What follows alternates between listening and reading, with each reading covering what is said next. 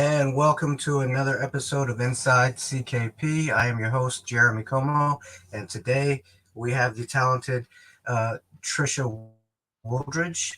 But before we get into things, let's go ahead and pay the bills. This show is brought to you by none other than Chris Kennedy Publishing. You can go there to find all your book needs. Of course, you can find fantasy there. You can find military science fiction, post-apocalyptic horror, uh, nonfiction, and a little bit of romance. Very little, like I say, a little sprinkle. Um, and if you want to know what's coming up, what books are coming out, news, things like that, yes, you can be a part of the Facebook group, but sign up for the newsletter on chriskennedy.com. It's where you're going to get the latest news. You can also become a pre-reader for Chris Kennedy there and get free stuff. You can also become a part of their Patreon and get cool before anybody else can see it. Neat stuff. And then, of course, you can find all the offerings of Chris Kennedy Publishing on Amazon.com. Now, Trisha, we have not met before now, so nice to meet you.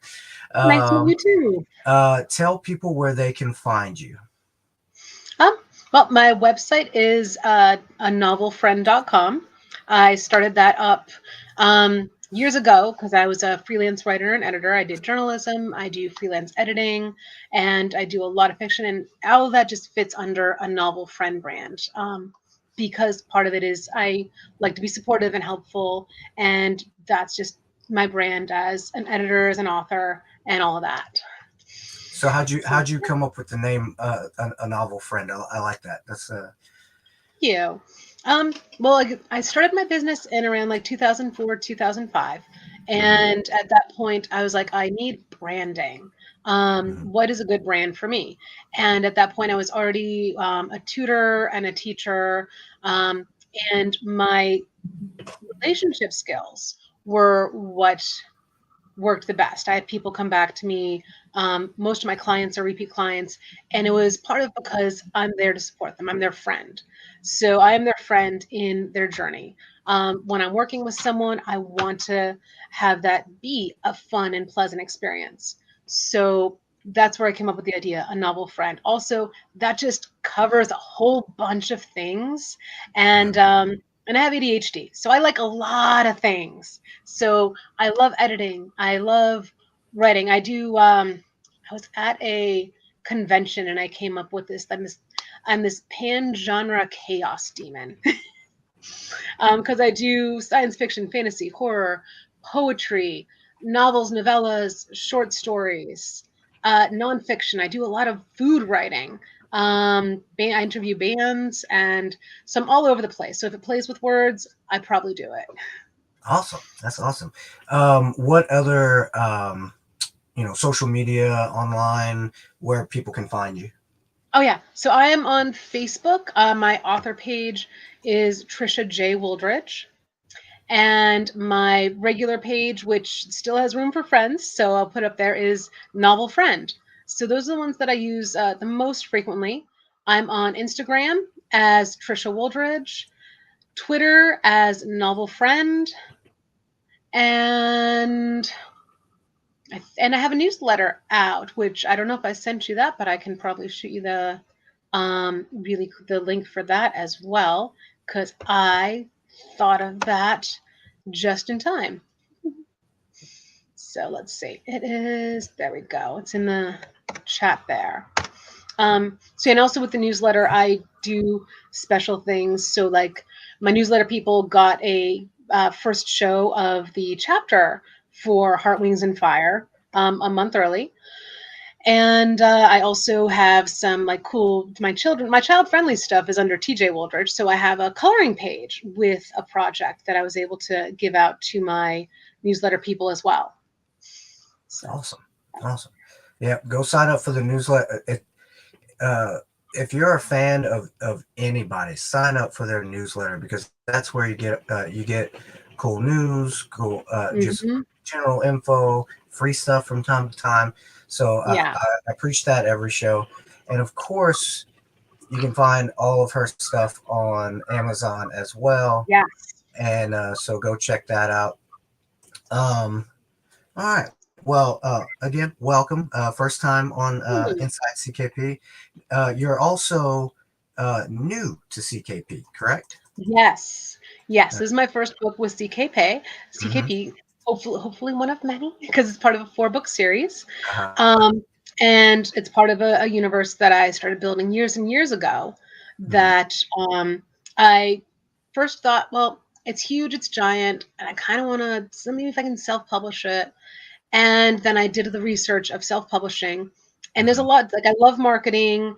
I love talking about stuff. I do a lot of, but the actual, I need to get ISBNs and I need to figure out, no. The minutia, yeah. Yeah, that's just not what I'm good at. So I wanted to look for something that would fit because I have no problem marketing and talking about stuff. I go to at least one event a month. In October, I've got like 2 or 3 a week. Mhm. So I love doing that, and I don't mind sharing all my stuff and promoting.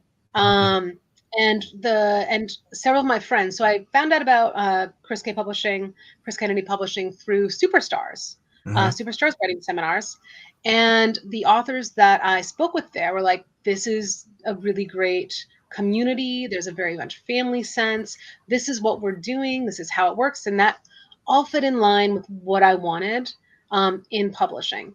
And so I saw Rob was there, and they were opening up their fantasy imprint. And I'm like, I'm gonna pitch, and I ended up actually chatting with him twice. So I was I had a deadline, as I usually do.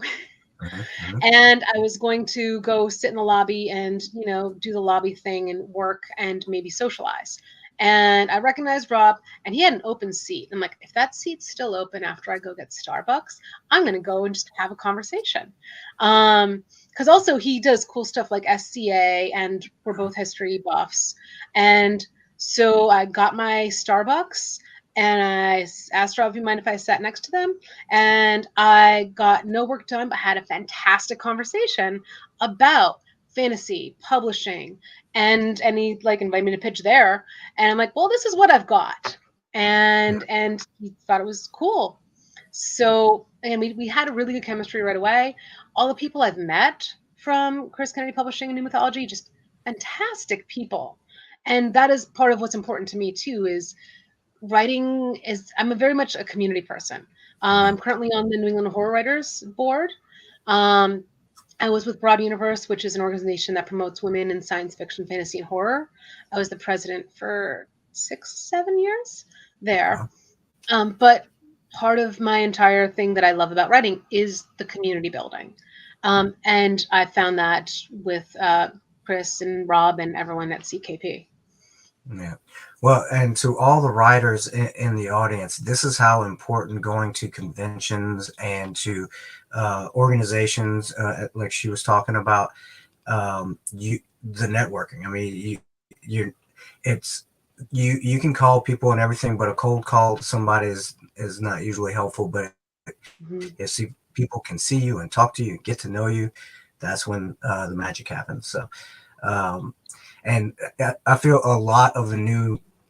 I've had a few new authors on here to CKP, and uh, it's a similar story. 20 books is really Yeah. important. A lot of Other networking. great people, all good people there too. Yeah. Yeah. And another thing that I know I've noticed and know about CKP is that it's not just about your writing and how you write, what you write, all that stuff. It's if you're a good fit for the organization, and obviously you Mhm. are because here you are.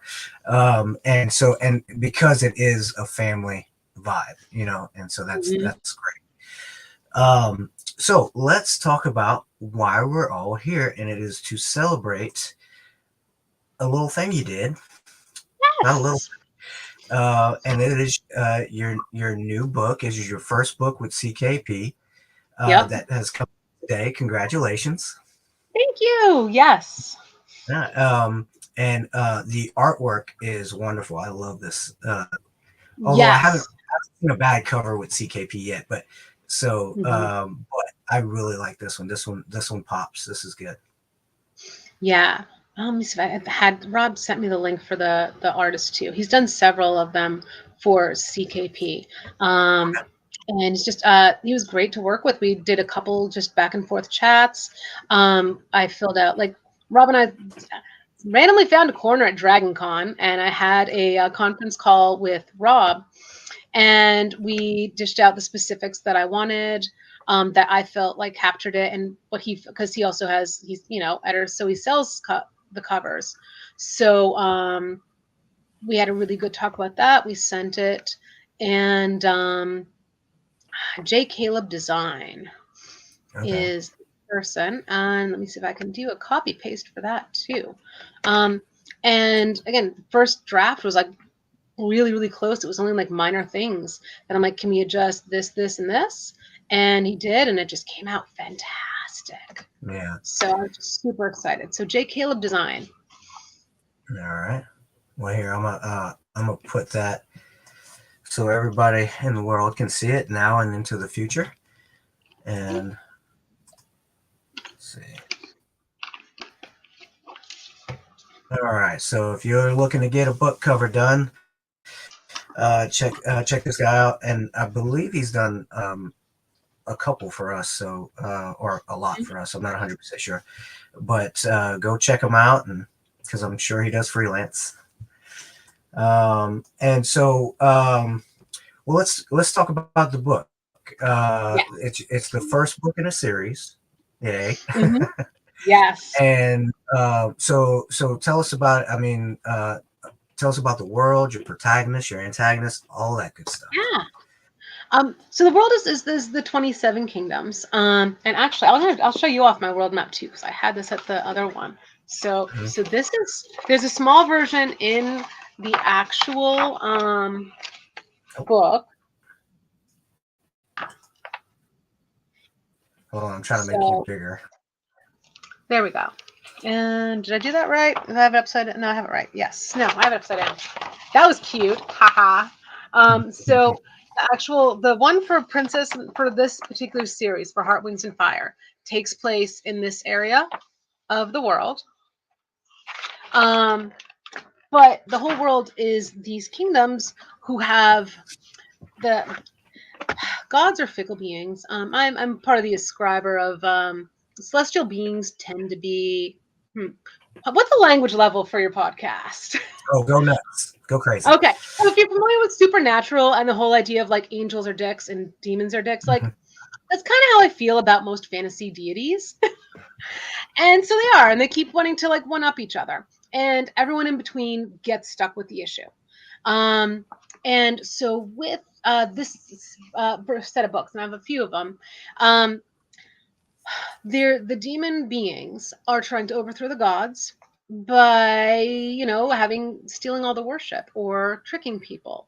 And because it's happening on a celestial level, the characters don't realize what's going on behind the scenes. They just know certain things in life are really bad and we should do something about that. So with Heart, Wings, Fire, the main character is Biria and the dragon Hawush. And we start off with Biria she can't remember. She is in a lot of pain, and she's not sure like who she is, what's going on. And slowly she starts discovering who she is, realizes that there's a tie to dragons, and that there's a dragon that's been captured and she didn't realize it. She saves the dragon, and then she has to figure out, okay, so now what? And that's what Phyllis is on. And so as she grows, as she realizes all the things that's happened to her, all the building in behind the scenes, because she's a princess, what happened to her family? Is her family even her family? And reclaiming the power that she didn't realize was taken from her. That's what this story is, and the growth and how that affects not just her as a person, but her city, her country, the surrounding countries, and the world as a whole. So it's more of how much is finding who you are and finding your own inner power, and how that affects beyond just you. So that's Excellent. really the story that she's going for. So if you what kind of character, like what's her personality, if you had She to is sum it up? um her favorite, actually, her she wants to be a trickster because that's the only way she sees power at first.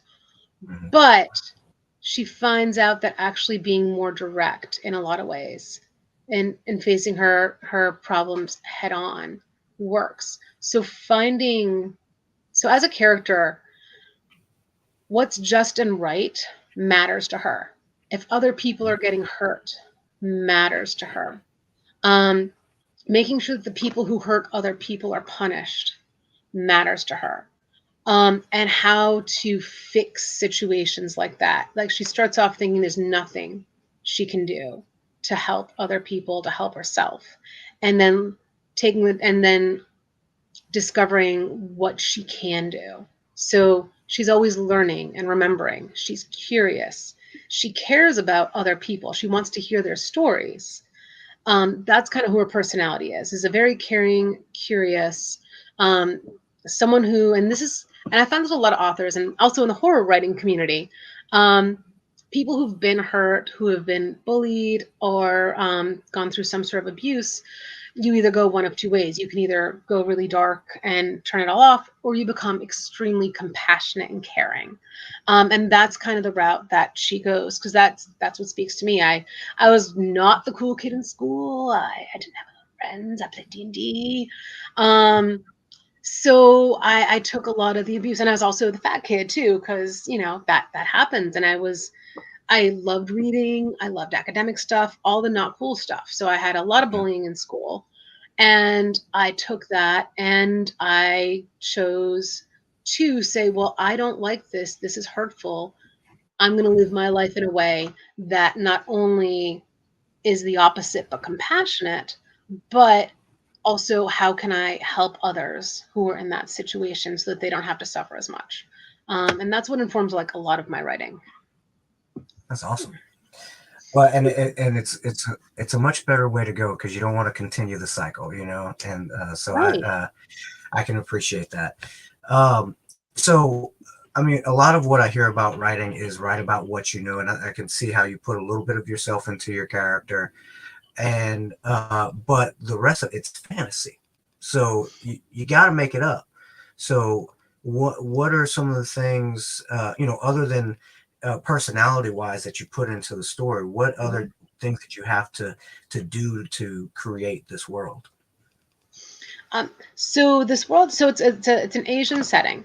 My husband actually has had to do work several times over in Taiwan. So I've actually learned a lot over there. I loved going to the museums. I loved wandering I also hike a lot. So going through the jungles, and all of that. So that just really filtered in. I've also always loved folk tales, fairy tales, myths. Um, that's what I grew up reading a lot of. We didn't have a lot of money, so the library was fantastic. Support your libraries, y'all. um, and so those were the top books that I would get because you could read the myths and legends and fairy tales. So those all informed this. I also love history. I love sociology, anthropology, and I love science. I love biology, like all of those things. I'm one of those people that like, oh, it's a new thing to learn. What is it? Mhm. So all of those really go into it. And so wanting to make this setting, look at what kind of culture are we going to need for that? What is the ecology like? What is, the jungle and subtropical temperatures going to present as issues for the characters? We have mountains and volcanoes. What are those going to affect? How do those affect trading? How do they affect how you relate to the world? So all of those go in there. And they all affect the plot. Mhm. And one of the things that as a woman who loves fantasy, I was super annoyed that we didn't have to deal with various women's issues. while doing long-term hikes. And since I like hiking, I'm like, what would my character have to do for that? Especially like, she's leaving a palace. She hasn't got that. Crap, we're gonna have to plan for certain monthly issues. We're gonna have to plan for the potential of getting pregnant. These Wow. are things that don't show up as much in books. And so I wanted to include that too. And what is there in this climate? What is there in the land that are going to affect that? So all of those are things that drive the plot. They're all challenges your character needs to overcome. So those things all informed it as well. Okay. So there's magic, of course, and so Yeah. to that point, how does that affect the world that she lives in? It's like, because in my mind is a lot of technology is created through necessity, Mm-hmm. typically through war, but where we need this thing. Let's create a technology that does that. But when you have magic, do you have the need to create stuff like that? So is some of that stuff in your book? Yes, yes. Okay. So not just so again, so another the in the whole 27 kingdoms world, I have different elements to this because magic not just works with technology, but it works with religion. So if you've got the ability to have power, and then there's the power from the gods, how do those differ? Like if you can do magic, what do you need gods for? And so there are levels of magic. One of the things that I love doing when looking at the sociology is, or religions of the world, how do those work together? And if you fit magic into that, you've got the magic of the different types of deities, things that they run. How that works differently than the magic of certain humans. Um, how that works, I also have several Fey races, and their Hmm. magic is also very different. Um, and so you've got these competing magics, which sometimes, like with technology, if you compare like the British feet versus, they don't match. I'm trying to think of the bridge that the French and the English were trying to build, and it was like they were using different decimal Measurements. points. Yeah, measurements. Yeah. Yeah. And I don't know. how's that I don't going to know. mess Yeah. How's that going to mess things up if you're using your magic and then this culture's magic? What's not going to get along with those? Mhm. Um, if magic is a biological thing, which I do have the Fae, is magic is part of their biology. So they actually have physical reactions to different magic that hurts Mhm. them. Um, Dragon magic is also different than human magic and Fae magic. So, and they don't always get along. So, looking into what do the characters believe, how much of it is biologically part of their being, went into how I worked the magic for that. And also the level of technology, because you're right. What if you don't what technology do you need and not need when you have magic? Um, and can you work them together? So with the character with healing, so um, playing with herbs. I also work with herbs, and how can you use the actual science of herbs for healing and all of that? If you accentuate that with magic, then you can create even more on a potent level. So if you take what exists in science and the world and then enhance it with magic, that's another way you can play with them. That's cool. No, as because I love anything what if, Hmm. where um, like in the Lightbringer series, Hmm. where everything, all the magic has to do with light. I thought that was genius, and the things that they can do with light. They're making structures, they're doing this, and I don't want to Yeah. ruin it first. I hasn't read it, but it's like, why am I going to build, a giant machine that can lift something when I can just wave my hands and make it happen? So that kind of stuff Mhm. just intrigues me. Yeah, the other Um, problem with magic is that there's a cost too. So if you're going to lift something with your hands, what does that affect to you? Is there an effect on your body for that? And if you need to negate any magic, like your effect on your body or the energy for that, because you still need to expend energy. At least the way I look at magic. Magic is an exchange of energy. So it fits under physics to a certain degree. So is the cost to the caster for doing a spell, could they save that cost? Could they lessen that cost by adding technology or adding herbs? Mhm. And that's where I like to see them play too, because I love that overlap. Like, what's the cost? Is this actually easier to do without magic? Yeah. So yeah, exactly. Those are those things that I love exploring. Well, and plus, if there's no cost, or there's no penalty, or whatever, however you want to put it, it's boring. Mhm. It's like, oh, it's like Exactly. anytime I Exactly. want, you know. But if there's a cost, there's stakes. That's interesting. So, Yes. Yep. um, Exactly. all right. Well, so you, the thing about fantasy, which I find fascinating, is you're creating, most times, because it's not like urban fantasy where you're just writing within a world that already exists. Fantasy, Hmm. you are creating a world. That's a lot of work.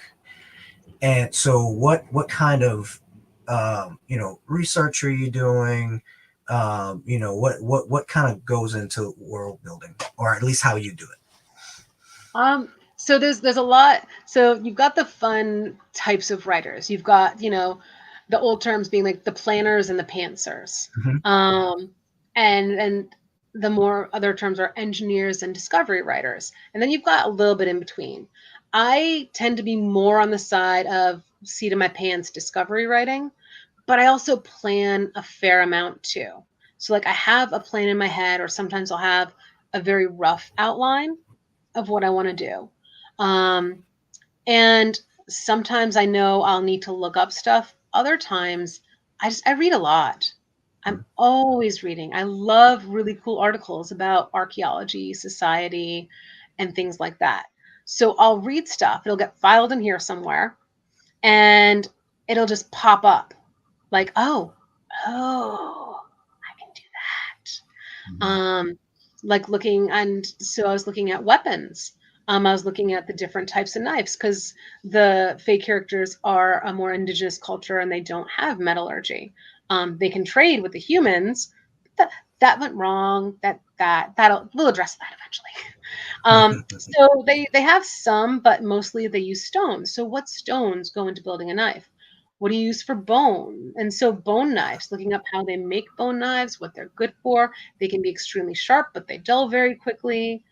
Um, so all of that needs to go into it. So looking at history, looking at the different cultures around the world, because I mean, we currently live in a world that's massively diverse, and we can use everything that's out there to inform us. Because, if we're still writing about people, and how do people make their world? How have we affected our world?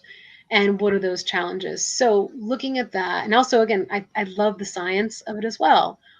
What does the biology say about this world? I've got a subtropical jungle and mountains. How does that inform the cultures and how those get built? In another part, I've got a very similar to a Mediterranean, Middle Eastern kind of area, the deserts and all of that, and the temperate areas there all go into it. And so if I'm aiming for like, a global worldy thing, so like I'll have like, all right, so it's colder up here and colder down here. The equator's kind of around here. Um, so the equator's kind of like aroundish here. Um, and that all goes into the things that the characters will have to face. They have to cross water, they have to cross mountains. And how does that affect trading and culture and all of that? So those, I guess that's kind of a really broad answer to your question, but looking at as many aspects to the world building as possible is how I build these fantasy cultures. Because if you're in mountains, that's going to change. We're, not, have the same physical challenges based on the culture I've built. How are they going to react to those challenges? So the you said it's based in Asia. A lot of it is based in Asian culture. Is it Mhm. like specific Asian cultures, or did you pull from a bunch? Or I pulled up most from as much as that I know from. I mean, the ones that get transferred over to the U.S., like, there's some Japanese, Chinese. My husband was in Taiwan for a lot, so I actually pulled up a lot of the Taiwanese indigenous Mhm. information. So I looked up a lot of how the different indigenous tribes in Taiwan, how they work with the massive amount of colonization that's happened over there. Um, I mean, for folk tales, again, I'm a geek. So the Japanese and Chinese folk tales get brought over pretty quickly. But I also have some friends from Laos. And I looked at some of the Korean and Vietnam folk tales and looking at those and taking from those and looking for, and again, it's tough to do because again, I want to also be very respectful of other cultures. I don't really want to just, steal and colonize the other cultures. Um, so I look for as much of the universal overlap as I can for themes like how families are, how the relationship with the world is, the idea of spirits and all of them. So I look for those overlaps and find what fits. And that's how I did my research for it. awesome. And you talked about religions earlier and how it plays into the story. Did you kind of take from existing religions, or kind of create your own, or how does that work? Um, it's a combination thereof. I wanted to, again, I tried very hard not to just, take from other cultures because I want to be respectful, but I want to look at the human element of all of them. So what's the human? So the actual mythology of the whole world, and also what I find religion fascinating. I'm kind of a pagan pantheist. Everything is true. We just don't have the mind space to know how it's true. Hmm. And that's kind of how I approached building the religion for this world. Because you've got, I don't like monocultures. Hmm. So you've got, gods who have decided to settle in different places. And they've called to those various characters there. I have generations of deities who kind of throw each other out, which also happens in a variety of settings. That's in Greek, it's in the Sumerian, it's in a lot of the Asian, where new gods came in and threw out the old ones. So that happens. Um, and you have gods who have special preferences for certain cultures because, of course, my culture, this god loves my culture. We're special. That's why we get to Hmm. go and save you all, um, or colonize you all because we're better. Our God loves us more. Oh, I've So, heard that before. so that level of human interaction, and then because it's fantasy, and because I love the thought experiment of it, I want the gods to be real. I want to. So what do the gods get out of all of this? And one of the things that informs me with that is I was a huge Sandman and Neil Gaiman fan. So if you look at Sandman and American Gods, you look at this, and it's in a lot of other literature as well, but these are the ones that I read first that hit me. The idea that gods require prayer and worship, or some do, and that gives them power. And then you have other gods that don't necessarily care about it. They just want to go do their thing, which a lot of the trickster gods enjoy. Like, I don't want to be, I just want to go have fun and just my interaction. The fact that you're telling stories about me, that's all I need. I don't care. I don't need your prayers. I don't need your sacrifices. Just tell fun stories about me. Hmm. So playing with that and making those gods real and how they get their power. Uh, really just worked into the overall cosmology of the series. Okay. And you said you were a food writer as well. Yes. Well, I mean, Yeah. and that's the thing, like history, religion, food. I mean, they're basically all about history. Oh yeah. So how does have you incorporated that into this? Absolutely. Absolutely. I had so much fun with that. So again, and I love Asian cuisine. And again, so we're just going to keep, because the fact that I have a map just tickles me, because I grew up with all these fantasy books with maps in them. So we have, a subtropical coast. And so they have a lot of water. So they have the river, and they also have the ocean. So you've got a lot of fish. This also allows for the rice paddies that would be in a lot of the Asian, because you need a lot of wetlands to grow rice. So, but the jungle is not where you would grow rice. So my jungle fae don't do the rice thing. The humans do. So, but both of them have bamboo access. So you have two different kinds of stuffed bamboo, and this is what you see over there. You've got bamboo, and this is like, it's this really awesome portable lunch where you take this stem of bamboo, you stuff it with stuff, and you steam it, and it's delicious. But in a lot of cases you've got rice and fish, but in other places you've got like a squash type vegetable, like a mashed vegetable, and nuts. So if you're looking at those foods, that's going to make a difference. So when Birya is used to these high level, and also money matters. So she's coming from the palace, which has, the best of everything. And then she's like, I am walking and I have nothing. What the heck do I eat? And so learning how to scavenge and what is available. So going from things where you have rice and a lot of different seasonings that are imported is a big difference, and the different types of fish. So if the village that she ends up visiting is not as close to the ocean, so they don't have as much fish, they do a lot of hunting. So you have a lot more of the meats, and there's some really cool animals over in that area in Taiwan that I just kind of like picked and chose. Looking at Southeast Asian jungles is fascinating. And there's a massive amount of fruit, and the jungles don't, some plants in the jungles do follow a seasonal, but some of them are like every so many years. So a lot of the plants give off fruit every 5 to 10 years. So you would have to practice a lot of preservation. So you'd have more preserved foods.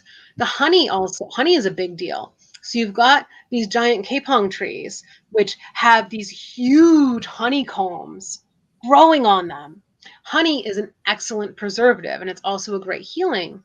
So you've got a lot of honey worked into the culture of the people in the jungle. So those are ways that I got to work food in. And one of the things, I don't know if you're familiar with Asian food and cuisine. So there's the durian, which is the king of the fruits. The death fruit. No, it's a corpse fruit. It smells like a corpse. But it really is delicious. And we have a Vietnamese restaurant near us that does like durian shakes, and I've had durian ice cream. And So it is good? Yes, it really is good. Okay. Because I'll watch all these videos where people can't even choke it down because it stinks so bad, but Yeah. then again, we eat cheese, and there's some awful smelling cheese. Oh my God, yes. Yeah, like some of the camembert cheeses, but I love those too. Yeah. So there's that. And then I was looking for, I need booze, because also most cultures have alcohol, and there's a whole culture around alcohol. And I found out there's like durian wine and durian whiskey. So playing with those things, and having a grain alcohol, like the equivalent of a grain alcohol for cleaning. Because they're, the characters are magical. The Fae are magical, but they also have a tie to the earth. So they make a lot of their things. So their medical idea, their healing is different than the healing that Birya is used to in the city. So the foods that go, so they're very much a holistic, well, we eat these things as well. They don't have as much for necessarily medicine. You've got teas and healing foods.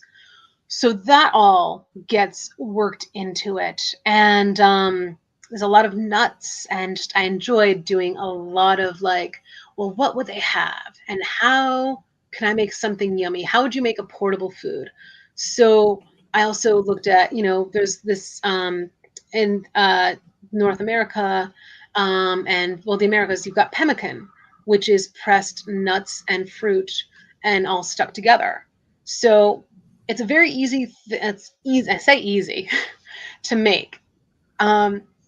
what would be something like that for the hunters that travel in the jungles? So you would have honeys, berries, nuts, and you also have some spicy foods in there too. So I'm like, because my husband's also a chili head, and he's really gotten me in a lot of hot foods. Let's throw some Mhm. spicy foods in there too, because there's actually quite a few spicy things that grow in the jungle areas. So all those. Yeah. Well, it's funny because I'm from Louisiana, and we like our spice. And I'm up here in Connecticut with my in-laws. They don't do spice. I'm sorry. I'm sorry. First of all, it's Connecticut, Mhm. Massachusetts. Yeah, yeah. I'm But proudly a masshole. But yeah, no, we've got, as long as you claim it, you know. oh yeah, oh yeah. But no, I've got out back a whole bunch of. My husband grew. I don't think we did ghost peppers this year. But we've got fatales, and serrano, Oh, hot. golden Scotch bonus. Yeah, Yeah. yeah. Yeah. Yeah, he made this amazing ghost pepper jelly. So yeah, All right. So and do you use food? And I know we're going on a food tangent, but that's do you okay. use food? Because food's a big part of religion as well, Mm-hmm. and not just like psychedelics and things like that, but just in general foods. Do you incorporate some of that?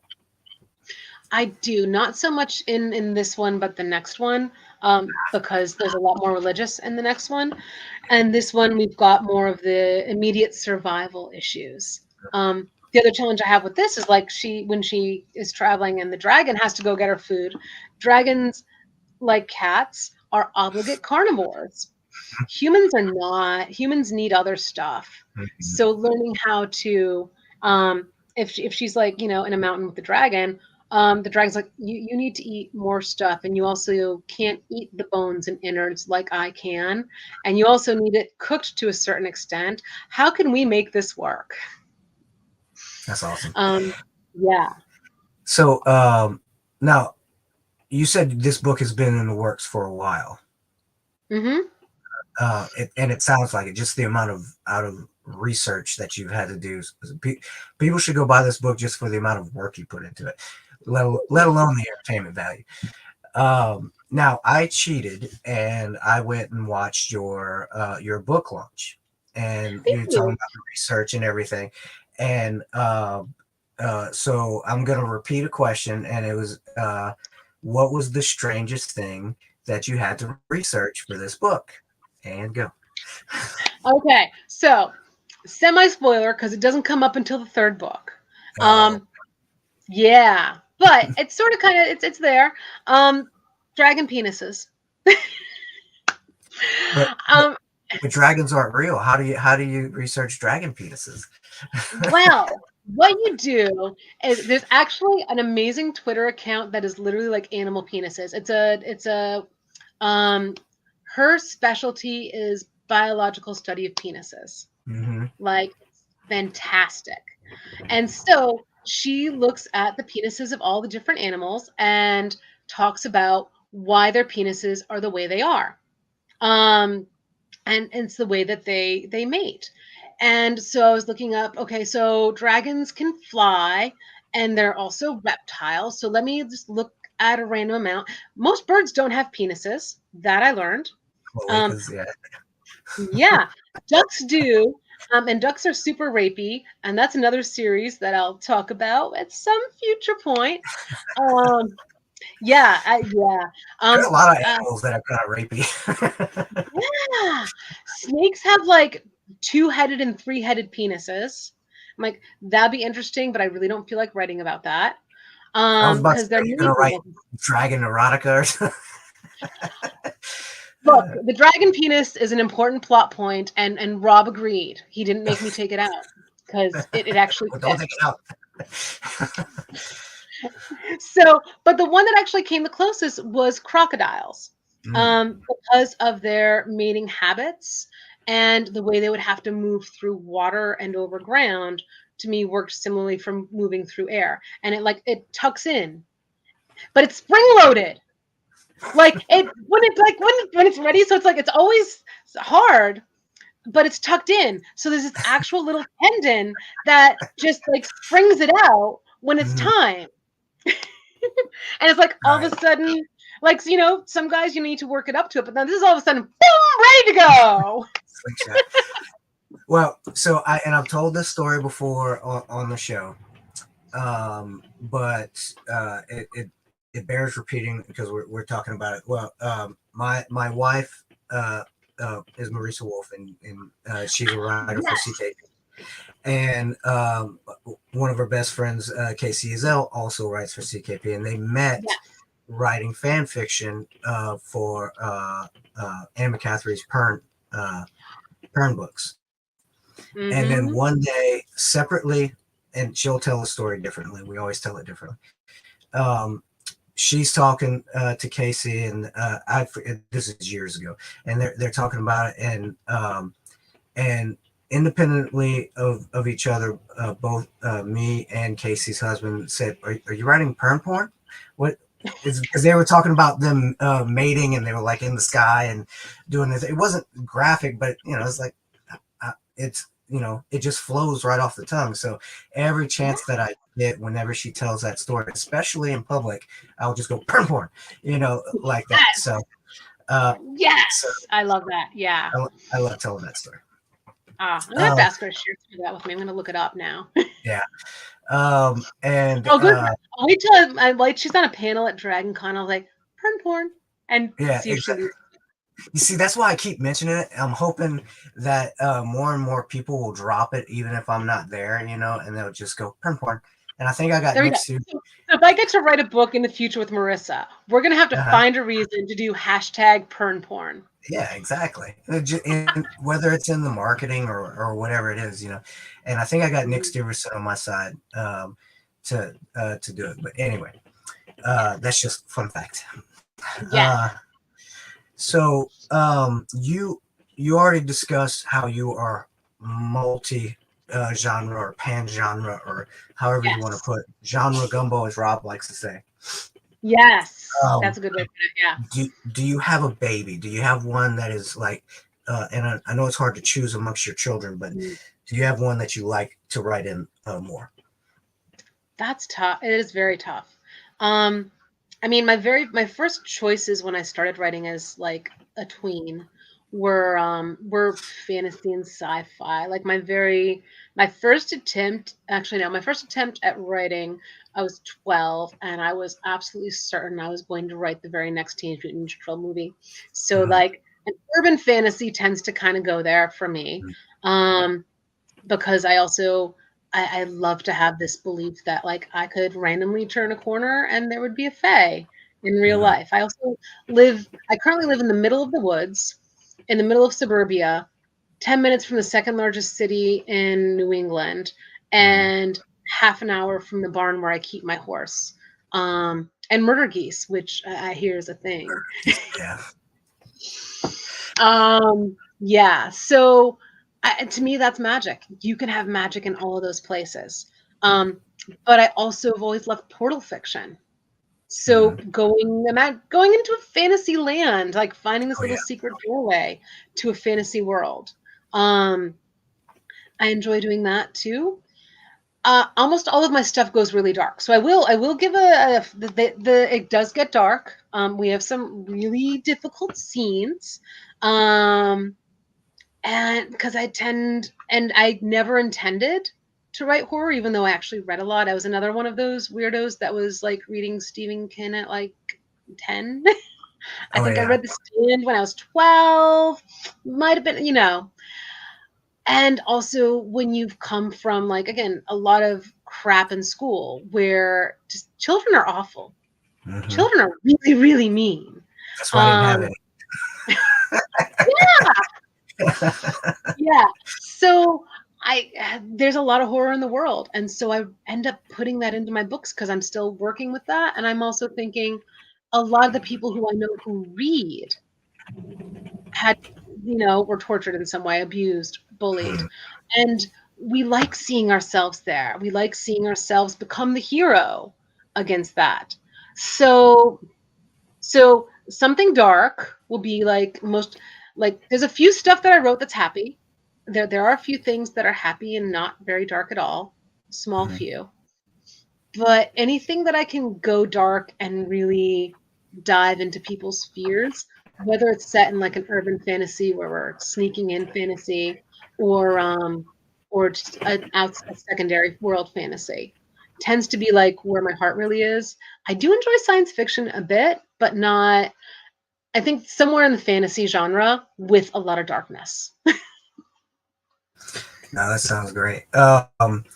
So before we go too long, because we're just having a good old time here. Do you want to give people a little sneak peek into the book? Sure, All right. sure.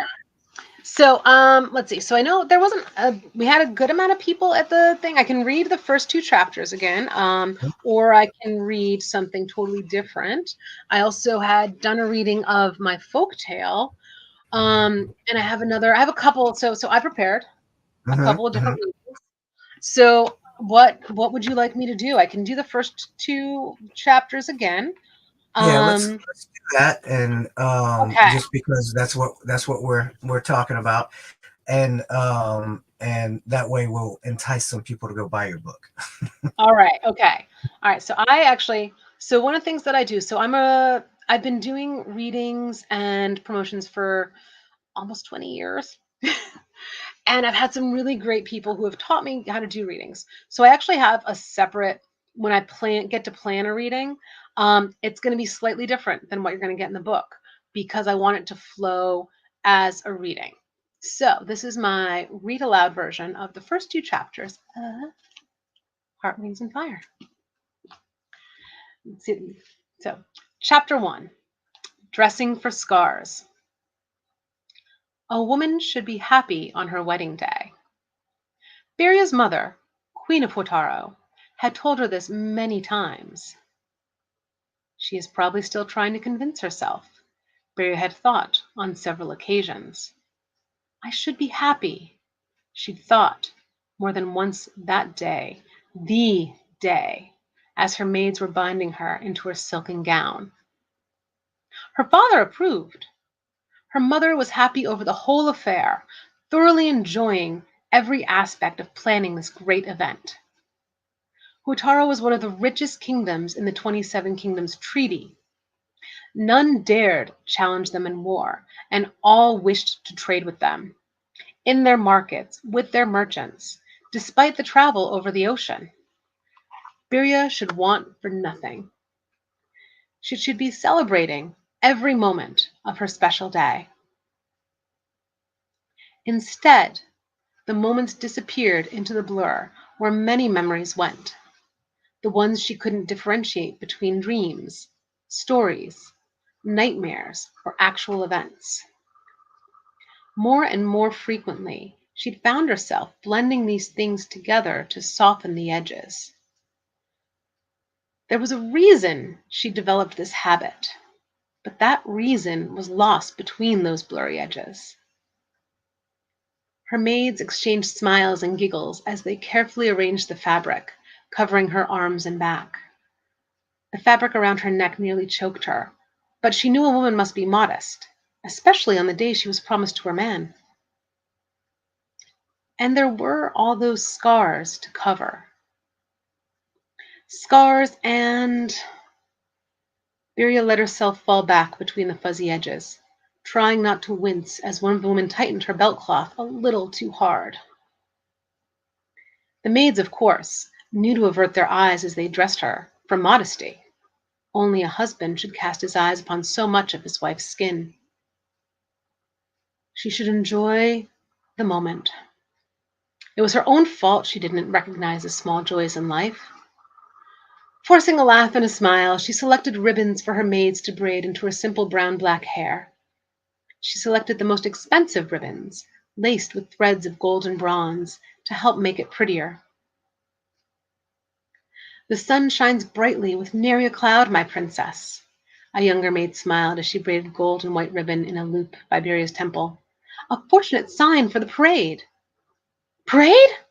She did not recall rehearsing for a parade. My princess, are you all right? Sing, Birya's personal attendant asked. She remembered Singh's name because Singh was always there, always knew the right thing to say when Birya forgot. She was a few years older than Birya, with beautiful black straight hair, kept in a slightly more intricate style than the other maids. Loosen the tie in that rat, Mohi. I'm forgetting the practice for the parade. Heat flushed her cheeks. That was bad. Sweat would cake the makeup used to pale her skin like fine dishes and sculptures. She would not be perfect for her wedding. She had to be perfect. And she was forgetting the parade. Her hand shot out, clenching the long cuff of Singh's sleeve like an eagle grasping a mouse. Remind me what I must do for the parade, Singh. You must simply sit beside your husband in the coach behind the dragon statue, Singh crooned, using her free hand to stroke Birya's hair. There's nothing for you to practice for today. Breathe. Remember to breathe. I will have Mohi keep your dress a little looser. It cannot be too loose, you know. It would be improper. Birya shut out the world, thinking only on her breath as it came in through her nose, brushing her upper lip like the kiss of a tiny wind. But Singh. She found herself unable to let go of the woman's cuff. Though her eyes were closed, the rustle of Singh's silk said her beloved maid was shooing out the other girls. She wouldn't let her princess be embarrassed with another episode. Birya loved Singh dearly for her kindnesses. The delicate patter of feet and swishes of dresses left the room. Birya found it a little easier to breathe. What is it, my love, my princess? Asked Singh. If I shall be sitting beside my husband, then is the parade happening after my wedding? Her answer was silence. Breathing became hard again. What was she forgetting? What was she getting wrong? Sing? Her voice squeaked like the sound of baby chicks. My princess. Singh lifted Birya's chin and ran her thumb over each of Birya's eyebrows. Birya blinked and then looked at her maid, hating the pity in her eyes, hating that delicate edge that always seemed to cut, but needing that cut, needing that focus, sharpness. It cut away at the comforting blurry edges. Sometimes it helped. This time, it did not. She shook her head, begging for the explanation. My princess, today is the parade of the family dragon. There was a nudge in Singh's voice. The Don pushed against some memory stone. Birya pictured her mind a broken mosaic, each stone hiding a memory, each memory a piece of her life story. But nothing loosened free. It is the celebration of the day your husband freed you from the dragon. Before he was your husband, of course. She had been captured by a dragon. Dragons were truly real? But before he was my husband, my wedding? My princess. The edge in Singh's eyes now sharpened her tongue. Your wedding was 5 years ago, the day before the second parade of the family dragon. Chapter 2. Parade of the Dragon. Singh's earlier tones had cut away some of the fuzzy edges. Birya remembered she was married, though hardly the 5 years. She remembered nothing of any dragon. Singh had explained. Your husband's sword brought its power to your family seat, making him the ideal husband. Rescuing me was not enough to make him an ideal husband? There had been that sharpness in Singh's eyes again. Birya remembered making note to never ask such a question. Singh could always tutor her with just a look. Sometimes she would even remember the lessons. Like at that moment, with her husband catching her eye, she gave him that shy woman's smile he loved, the one she painted to tell him he was a good husband and she was a good wife. He returned the smile, touched his hand to the many-faceted gem upon her family crest, and turned to the crowd gathered along the main street of the Golden City, waving to greet their applause, noisemakers and firecrackers. The sulfur scent of firecrackers lent her clarity. Her husband, his name was Tain, she reminded herself, wrinkled his nose, and hardened his eyes at those who set them off. Seeing that glint, sharp like the facets on the stone he wore, made Beria's stomach lurch. She knew to hide it. She set her face to the smiling mask, positioned her hand as if she were working a puppet, and tried to find a balance between blurry in between and clear and important. She looked upon the dragon statue, gold and even larger than the ornate float carrying she and her husband. Directly in front of them, 12 men carried the 6-sided platform holding the dragon. At each corner was an ironwood post, 12 feet high and carved with magical runes. Between the posts, Mage Priest Lightning darted, shimmering against the golden scales and making the whole display resemble a glass cage from the menagerie. Such precautions were necessary to keep the crowd away. None should ever touch the statue, lest they tarnish the family power. The dragon statue was a likeness based upon the corpse her husband had brought to the Golden City, the capital, when he had returned her to her family. She had been a child, too young to marry, but promised to the man. The corpse of the dragon had been given to the mage priests, and they had performed all the rituals necessary to instill the power of the beast in the city and its ruling family. The dragon was coiled like a snake. She remembered being told it was twice the length of a tall man, but the coiling made her think it was bigger. Pictures of dragons on tapestries and paper blinds had curled horns like those of deer sprouting from their heads. This dragon did not, though its bat-like ears matched the paintings. Its snout was not so long nor so thin as a crocodile's, but bore similarity. Perhaps the muzzle of a fine horse mixed with a crocodile would make a better comparison. He, not it, came another thought. Perhaps a memory. She could not recall anyone referring to the dragon as anything other than an it, a genderless, sexless monster made of magic and evil. His face did not look evil to Beria. Perhaps the sculptors took pity and gave him a neutral face. The thought of sculptors gave her the same no sensation as calling the dragon an it. A firecracker sizzled against the mage priest's lightning. Her husband stood to admonish the person, calling the guards for an arrest. When he stood and shouted, a thought that felt true reminded her she should not flinch or cower. It would be unbecoming of a princess.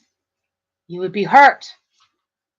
That thought felt true too, but she did not recognize it as hers.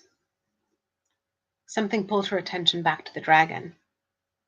Sparks still sputtered where the firecracker was caught. The gold darkened to a copper tinged with green. It moved. He moved. Closer to the tiny sparks of fire, but not too close. She gasped. It's all right, my love, her husband Tan said. He placed an arm around her shoulders. They will be dealt with. The dragon, she hissed. Don't look at the dragon, my princess. Look at me. His thumb and fingers grabbed her chin and pulled her face toward his. Her neck tightened. She knew not to pull away, but instinct tugged otherwise. He squeezed harder and pinpricks of pain blossomed along her jaw. His eyes were sharper and colder than the royal fish knives. Look at me. She closed her eyes, a foolish, rebellious act that resulted in more pain. His other hand snaked around her, and fingers dug into the spot just below where the silken belt cloth tied, where she remembered it hurting when her maids had tied it. Pain made things clearer. Beria knew what she'd seen. The dragon! It was hard to speak with how her husband clenched her face. No, my love. His voice softened, and his grip grew gentler, as if he were cradling a child. You do this whenever you see the statue.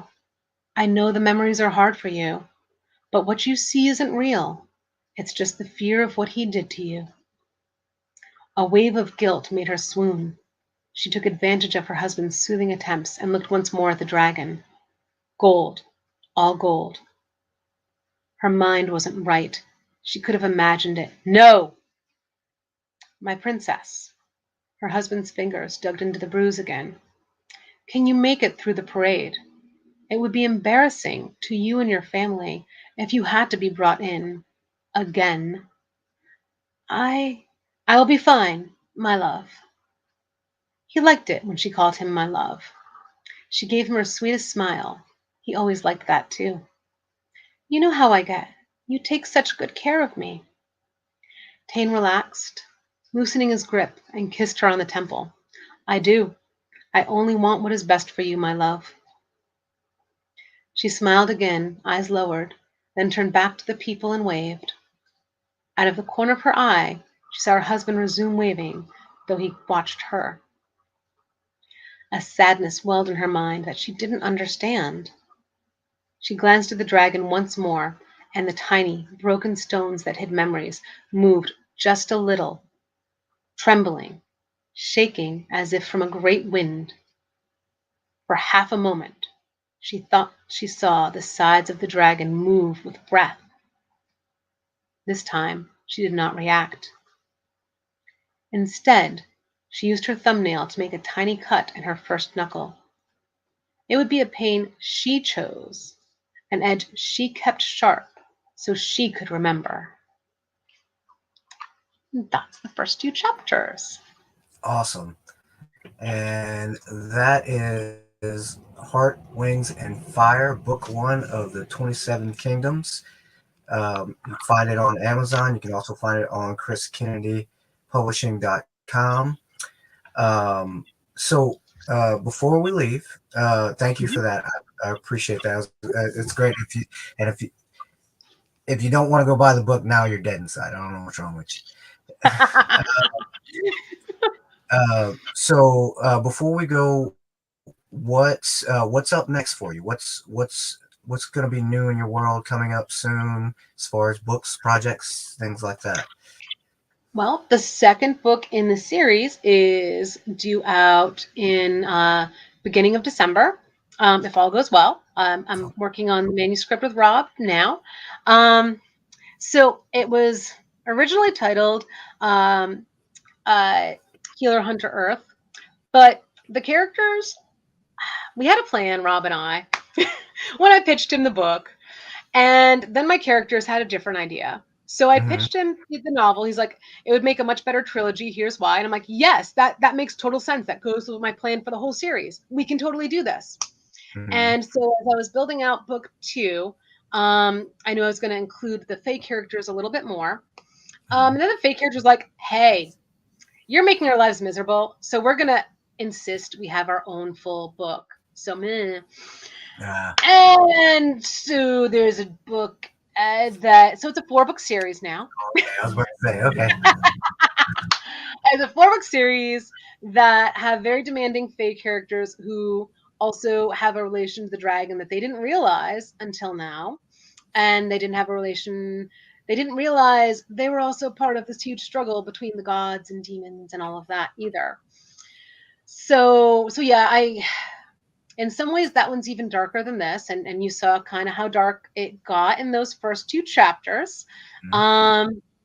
So that is the next book, and I don't know if you're familiar with like the Ender's Game, Ender's Shadow. So we have in book 1 Birya and having her adventure and with the dragon and how all that works together.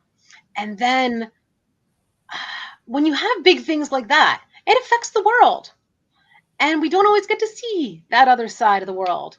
And Birya and the dragon, or Trish the writer god, made some decisions that really fucked over the and but it also uncovered a lot of stuff. So again, as I'm a discovery writer, so I discover things as I'm writing. And so one of the characters is a bard, and it's a seer singer. So she has visions and she sings and she's bombastic and a big pain in my ass. And I got a whole bunch of myths. So one of the things I also have from the series is I've created a bunch of myths and folk tales that all tie into it. And so I got all of theirs too, because again, totally different culture, so totally different fables and tales. But that made things make sense in my brain. Like, oh, now I know why I totally wrote that weird thing over there that I knew was important, and it was a thing, and now I know why. So that is coming out in December. And then it's like every 2 months is what the usual release set is for that. And that will be the 4 books is The Princess and the Dragon, which is one section of the 27 Kingdoms. One of the things I also liked with fantasy as I was reading it is like you've got these huge worlds, like you've got Forgotten Realms, you've got Dragonlance, but you also have these shorter sets of stories, like 3 books, 4 books. And I Mm-hmm. like that. I like that. I mean, I enjoy Game of Thrones, but that's one big, long, giant thing. Same with Wheel of Time. Yeah. I I have my ADHD. I like having ends Mm-hmm. to things. So, if something happens, you have at least one complete story arc that Mm-hmm. has ties if you're interested in more.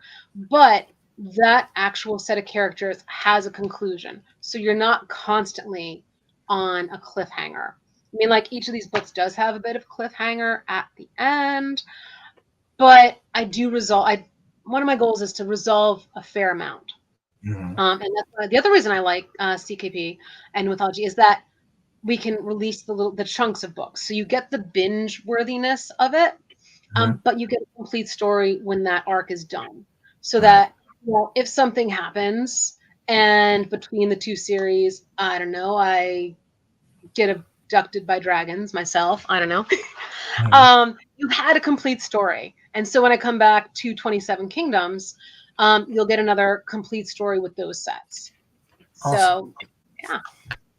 Well, I'm excited to see that come out. That's a great thing I like about doing this podcast is not only do you learn, you learn about the authors, you learn about the books, you learn about what goes into the books. It's not just an ad for a book, and Mhm. it makes me want to read those books because you get to know the author. It's nice.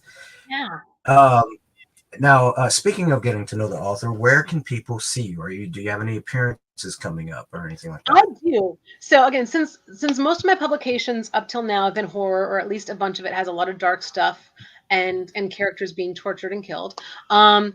October is my busiest month of the year.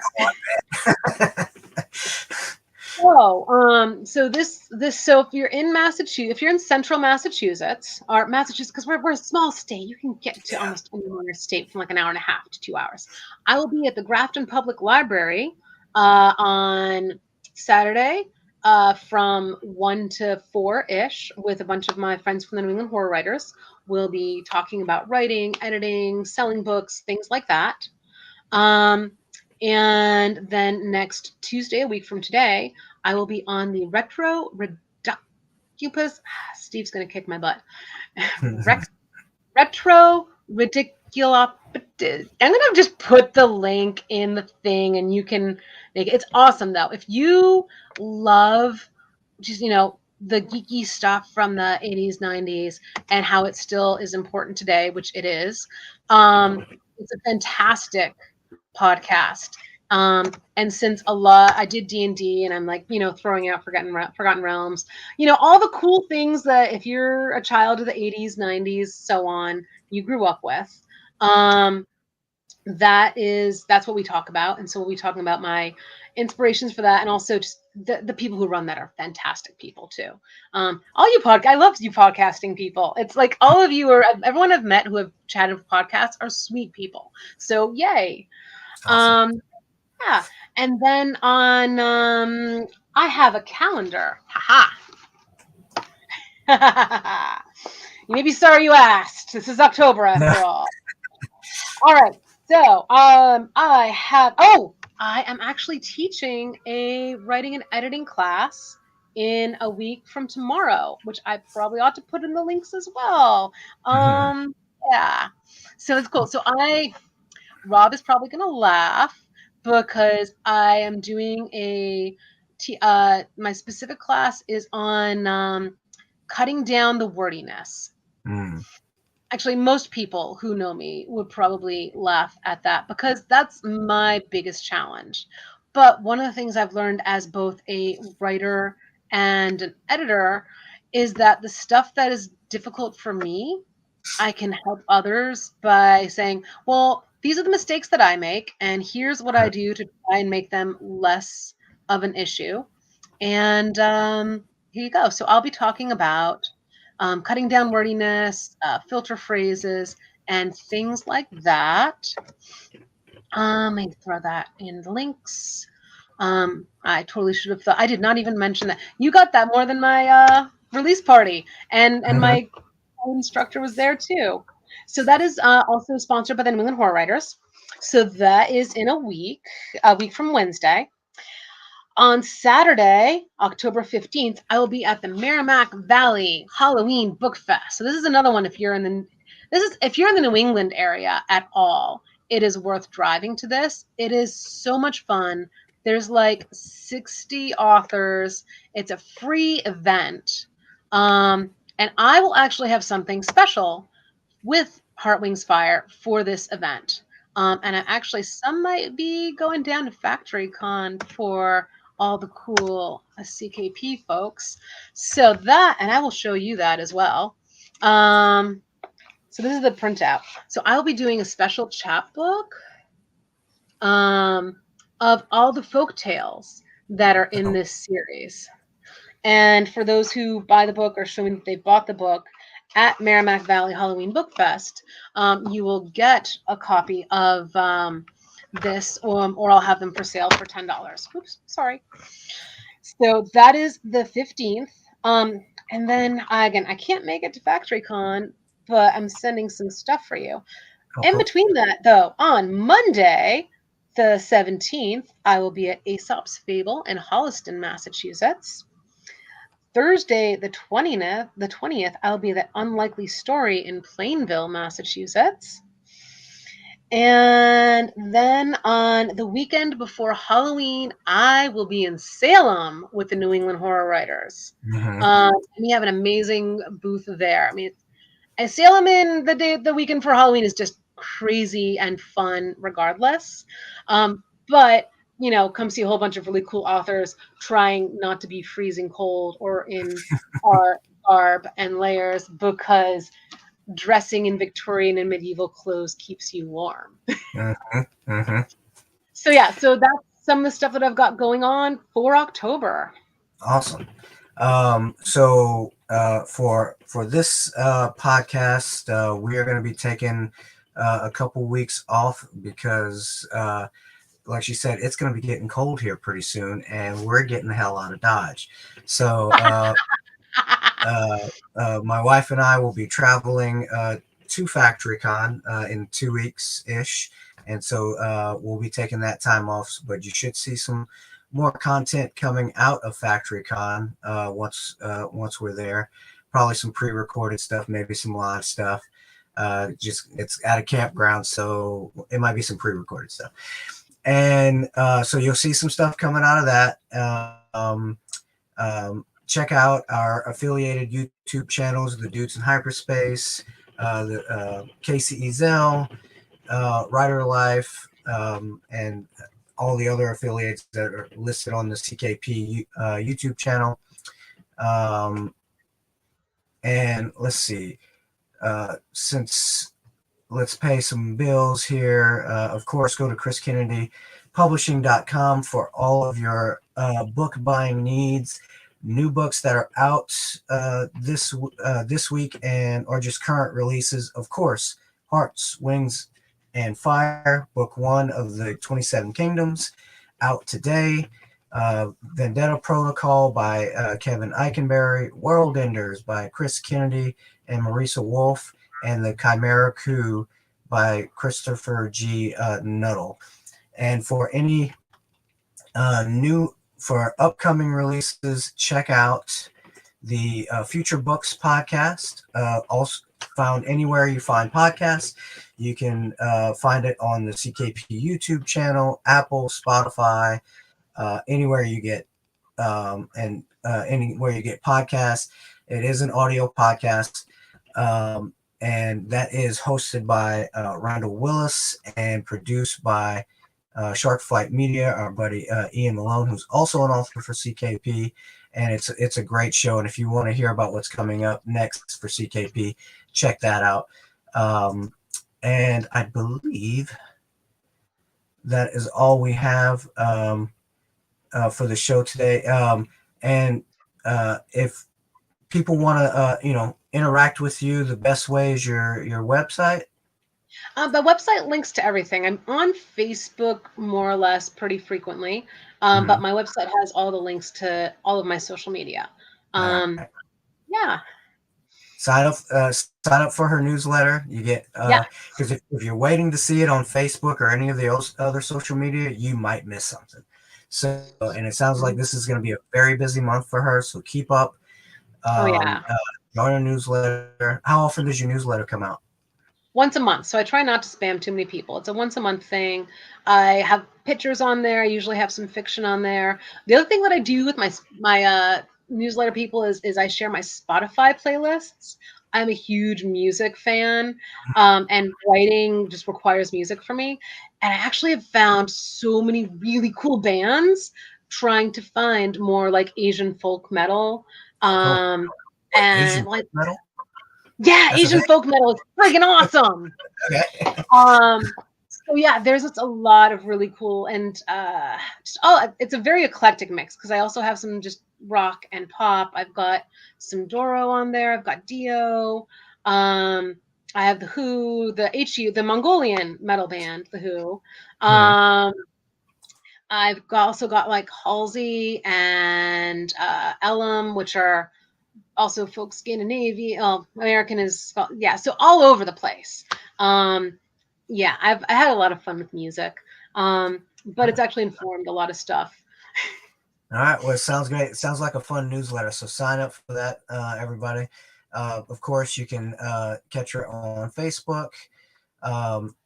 And thank you very much for coming on the show. I appreciate it very much. This is a Thanks for great having conversation. me. Oh, you're welcome back anytime. This was a great conversation. Okay. Awesome. If you want now, for the viewers, we are going to be lightening up the amount of content towards the end of the year with the holiday. But for my writer friends, anytime y'all want to come on, I'm here for you. So book launches or you just want to chat, come on. But Trisha, thank you very much for coming on. I appreciate it very much. You were a great guest. And like I said, you can come back anytime. Maybe maybe I'll try and make some of my food. Like if you have time to send me, maybe I'll make like one of the recipes that I have in the second book and like show it off with my so I made a hot pepper nut cake. If you want to record yourself making something, I will put it on here. All right. Okay. I will have fun with that. Yeah, no, that's awesome. So again, thank you very much. Everybody go buy our book. It sounds awesome. I'm gonna check it out. And until next time, thank you very much to all the fans now and in the future. And we'll catch you next time. Thank you.